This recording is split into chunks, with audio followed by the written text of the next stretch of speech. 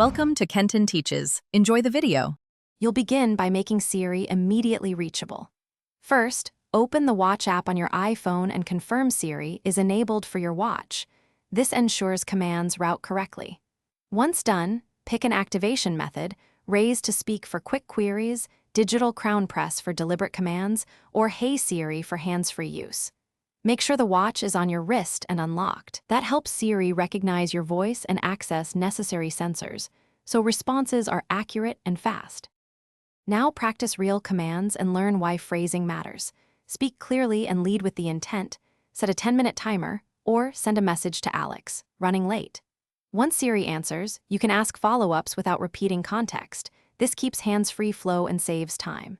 Make sure to include names or app names when needed so Siri routes the action to the right app. If a command fails, try shortening it and speaking slightly slower so recognition improves. Finish by checking permissions. Open settings and allow Siri access to contacts, microphone, and notifications so actions succeed. If Siri stops responding, restart the watch and your iPhone. That clears temporary audio or network glitches. If problems persist, toggle Siri off and on in settings or reset Siri settings to force a fresh voice model. One key troubleshooting tip.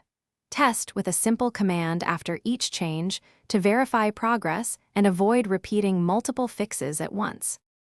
Thanks for watching. Please subscribe if this video was helpful.